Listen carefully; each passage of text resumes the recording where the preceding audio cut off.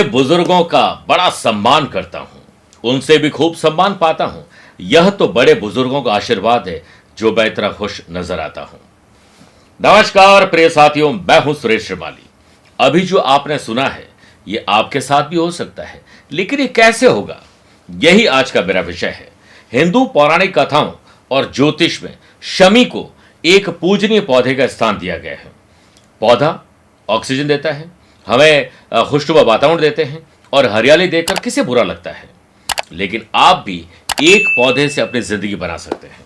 रामायण काल में भगवान श्री राम ने अपने 14 साल के वनवास के दौरान रावण से युद्ध शुरू करने से पहले अपने हथियार शमी के पेड़ में छिपाए थे और विजय प्राप्त करने के बाद दशहरा के दिन मुख्य रूप से शमी के पौधे की पूजा का विधान है।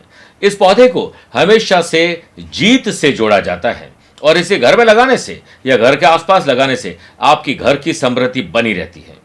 शमी को शनिदेव का पौधा भी कहा जाता है और इससे घर में समृद्धि आकर्षित होती है।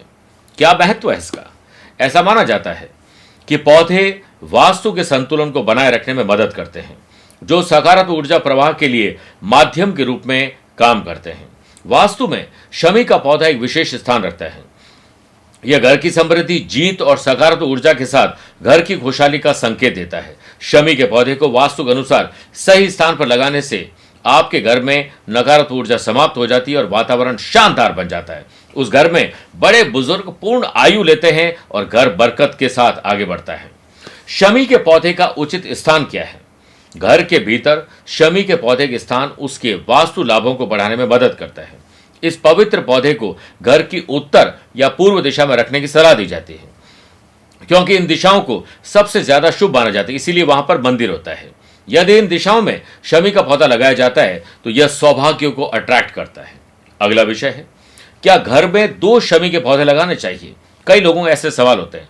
वास्तु और ज्योतिष की माने तो घर में 2 शमी के पौधे लगाए जा सकते हैं, लेकिन ध्यान रखें कि इन्हें आप एक दूसरे के साथ न रखें और एक ही पंक्ति में इन्हें न रखें।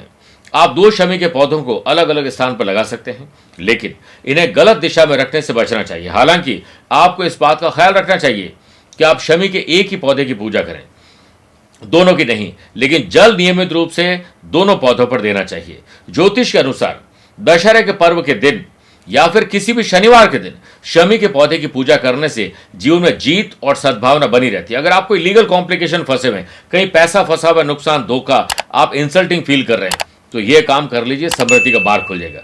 शिवलिंग की पूजा के समय इस पौधे की पत्तियां शिवलिंग पर अर्पित करने से बहुत शुभ और लाभ मिलते हैं। और क्या क्या लाभ मिलते हैं ये जानते हैं। पहला, शमी के पौधे की पत्तियां पूजा में इस्तेमाल करने से शिव जी का आशीर्वाद बना रहता है और मुख्य रूप से श्रावण के महीने में या सोमवार को इसकी पत्तियां शिवलिंग पर जरूर चढ़ानी चाहिए। दूसरा, यदि आपके घर में शमी का पौधा लगा है तो यह जीवन को समृद्धिशाली बनाता है, लेकिन इसे कभी भी सूखने नहीं देना चाहिए। तीसरा, यह पौधा तुलसी के पौधे जितना फायदेमंद होता है। इसके फल, पत्ते, जड़ और जूस को चढ़ाने से शनि देव की शनि की ढैया 7.5 दशा में दुष्प्रभाव है तो वो काफी हद तक खत्म हो जाते हैं। घर में शमी का पेड़ लगाने से सुख, शांति और धन की प्राप्ति होती है।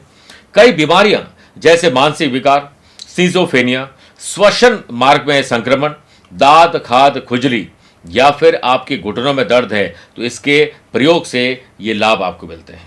छठा, सूखी छाल को अल्सर के उपचार में इस्तेमाल किया जाता है और पीसी हुई छाल का काढ़ा गले में खराश और दांत के दर्द में राहत देता है।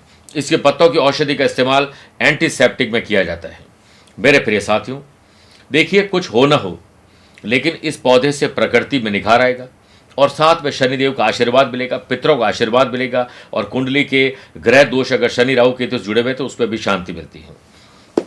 लगाइए, प्रकृति के साथ एक कदम आप भी बढ़ाइए। आपको और आपके परिवार को बहुत बहुत शुभकामनाएं। आज के लिए इतना ही। प्यार भरा नमस्कार और बहुत बहुत आशीर्वाद। आज को कल से मिलाती है कुंडली, आज ही कल का हाल बताती है कुंडली। जब अथक परिश्रम के पश्चात भी बना रहे अभाव, परेशानियां और बाधाएं बदले आपका स्वभाव, अपनी भावी समस्याओं को समय पूर्व ही जान जाएंगे। न केवल जानेंगे पर समाधान भी पाएंगे। तब कुंडली बनवाकर इन सभी से निजात पाए। कौन मित्र है और कौन है शत्रु? जीवन साथी में ढूंढते हो प्रेम या प्रेम में ढूंढते हो जीवन साथी? शिक्षा, करियर, नौकरी हो या व्यवसाय, पद उपलब्धि और कैसे मिलेगा सम्मान। कुंडली भविष्य का प्रवेश द्वार है और समस्याओं के समाधान का आधार है कुंडली।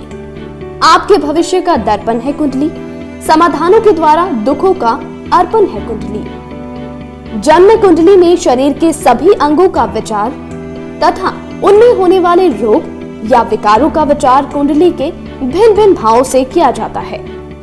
आप में सभी प्रतिभाएं विद्यमान हैं, फिर भी आप असफल क्यों हो रहे हैं? इन सभी बातों के बारे में जानने के लिए आप भी जरूर करवाएं कुंडली विश्लेषण।